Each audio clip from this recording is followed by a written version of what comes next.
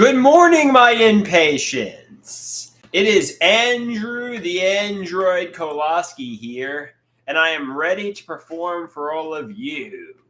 How art thou? Hi, how are you? Hi, how are you, my impatients? I hope you're having a good day.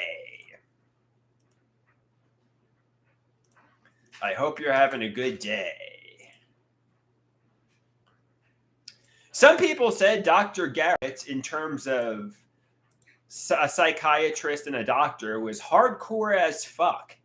They said Dr. Garrett was hardcore as fuck. And I said, sometimes that's what you want out of a doctor who's not afraid to get his hands dirty, a doctor who is hardcore as fuck. Those are the best kind of doctors, correct? And somebody said, yes, they are the best kind of doctors. So, without a doubt, man, without a doubt.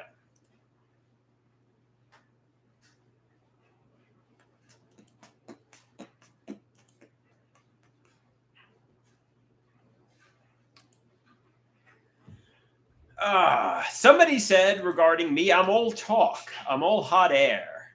I'm all talk and no action.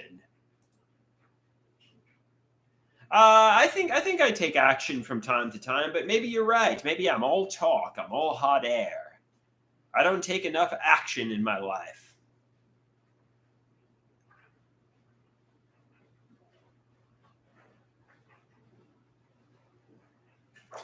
I was chatting with this woman on a dating app yesterday, and I thought it was going well. She seemed interested. Then I gave her my cell phone number, and she no longer was interested. I don't know if she found my social media or what the problem was. Maybe she'll still text me, but it seems like, obviously everything was going well. Then she found my social media, and now she's no longer interested, which is too bad, which is really too bad, because she seemed petite and skinny and lived locally and seemed interested. And but you know what? I'm not cleaning up my social media. The right woman will like me for me. Zen is here and just sent me a plus. What does the plus mean, Zen? What does the plus mean? Can you elaborate? Are you doing like religion? Are you doing HIV positive? Like, what does the plus mean here? It means he is here. It means Zen is watching. It means Zen is here in the house.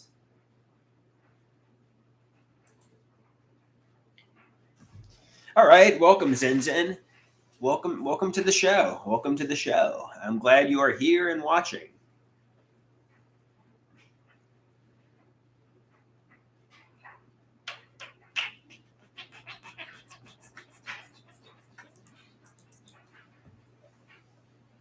Oh yeah.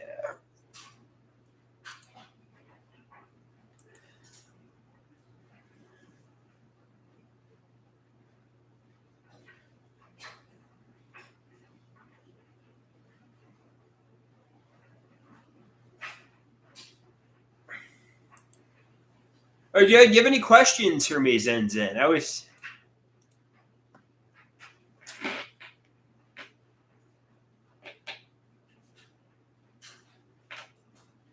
you have any questions for me? He says he doesn't. Oh, that's too bad, because I don't really have a lot to talk about here.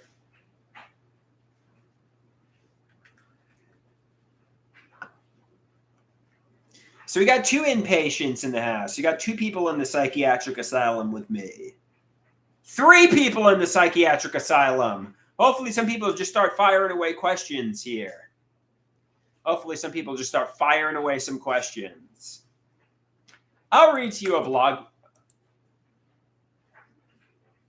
Cheeseburger says, to the moon, to the moon. Yes, Cheeseburger, to the moon. So I'll read to you a post while we get some people filing in. When writing, it's good to have an end destination in mind, an ultimate goal, an end plan.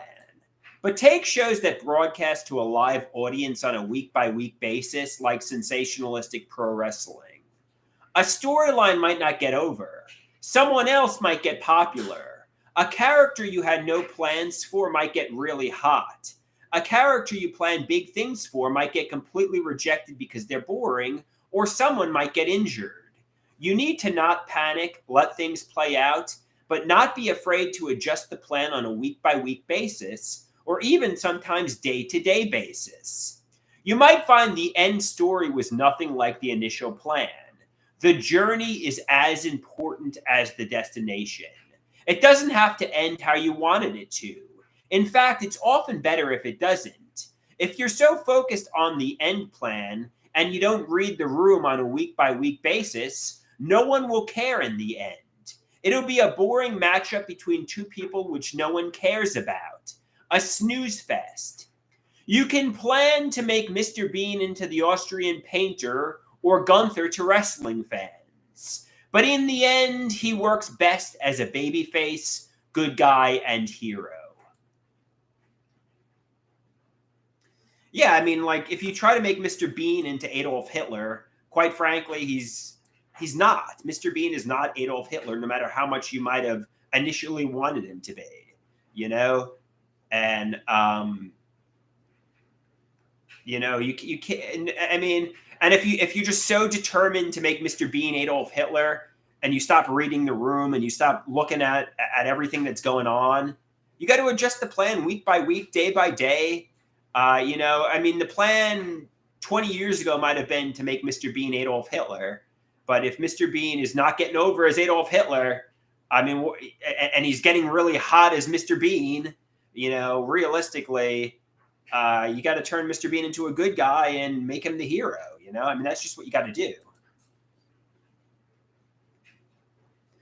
Rusty says he thinks Mr. Bean could play a good Hitler. You mean like the producers, the 1960s movie, obviously like a sensationalistic, semi-retarded Hitler? Is that what you're talking about?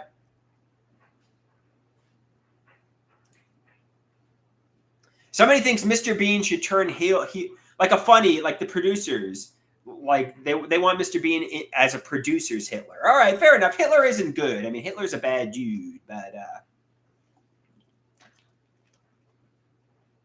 but some people think Mr. Bean could make a good Hitler. All right. I identify as Mr. Bean, You know how some people identify as men, some people identify as women, some people identify as like the 50th gender. Me personally, I identify as Mr. Bean. That's how I identify. My pronouns are Bane. That's my pronouns.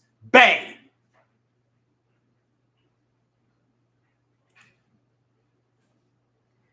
Erie says, very nice, very nice. Somebody says, Mr. Bean was in MI6.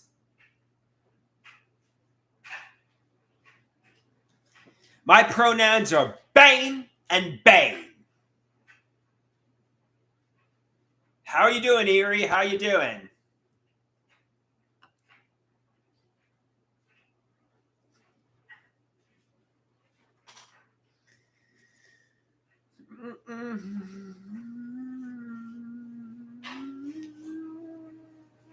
La la la la la la la la la la la la la la la la la la la.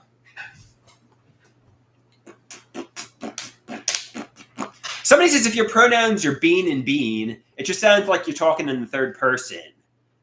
It sounds like, Bane is angry and Bean wants revenge on all the persecutors. Bane! Bane! So maybe don't talk in the third person. You sound arrogant.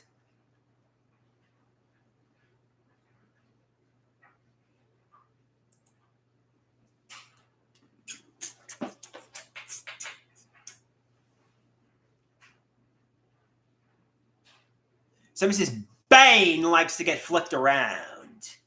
Bane! I got to stop referring to myself as Mr. Bean. I think that's probably copyrighted. Who owns Mr. Bean? Who owns Mr. Bean? What company?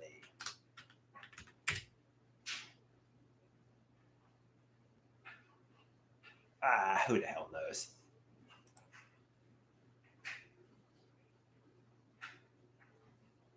Some English companies, United Kingdom.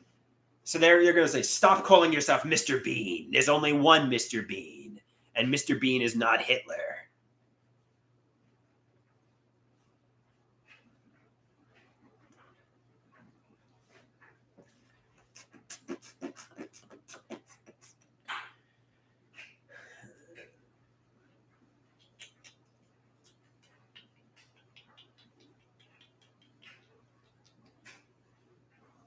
Yeah, I think my mother and father and family wanted me to be like Hitler at one point, but I started behaving more like a semi-retarded Mr. Bean, and that was comedic and likable, and it just you just can't turn Mr. Bean into Hitler no matter how much you want to try. I remember Dr. Kaplan. He sees like when I was in his session, he didn't actually say it, but obviously I'm low functioning. I can barely cook for myself and clean my apartment. And he did like the Nazi salute. Then he scratched his butt and sniffed his finger, meaning, yeah, I mean, this guy, he's low functioning. He's not like a fascist dictator, no matter how much you want him to be. He's more like Mr. Bean. He's more like, somebody who's sick with schizoaffective. My mother's side of the family is German. My father's side of the family is Polish.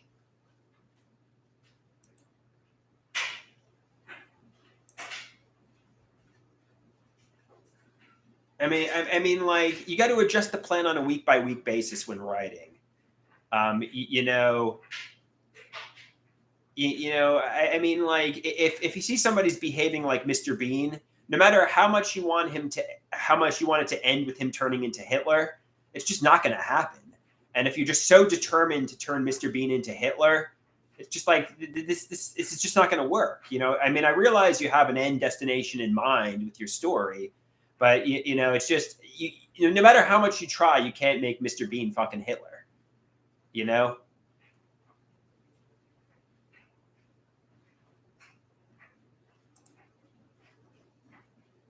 I mean, you could try your best to turn Mr. Bean into Hitler, but sometimes you got to adjust the plan on a week by week, day by day basis. The journey is as important as the destination. I mean, especially in sensationalistic pro wrestling stories, where obviously things develop on a week by week, day by day basis. There's certain stories where you can structure the whole thing but obviously on storylines where you have to read the room, read the audience, read what's going on, read what's happening, sometimes you might have an end destination in mind, but it's just not going over. I mean, and what are you going to do? You're just going to be so determined to turn Mr. Bean into Hitler, or are you going to turn Mr. Bean into Mr. Bean, a comedic buffoon? Like what are you going to do here? Like I mean like sometimes you just got to give up on turning Mr. Bean into Hitler. Sometimes you just got to give up on turning Mr. Bean into Hitler, because he's just not. So it says Mr. Bean could have a heel turn. Mr. Bean could be Hitler.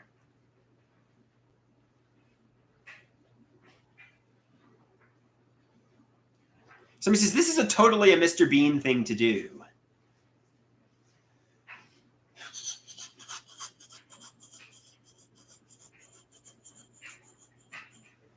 Sometimes in life, you just got to accept Mr. Bean is not Hitler. You could try to give him the worst life imaginable. You could try torturing him, but Mr. Bean is just not Hitler. He's just not.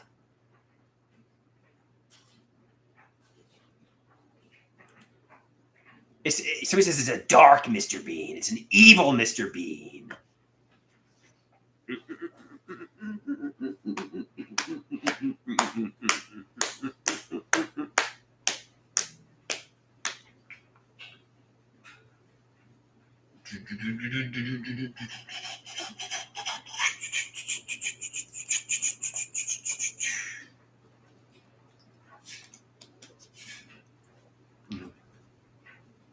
Bang!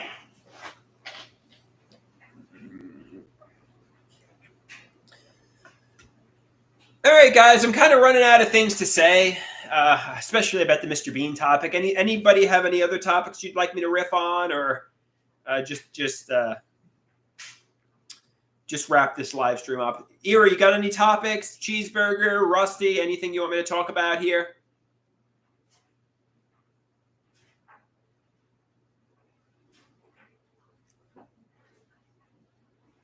All right, guys, on that note, I guess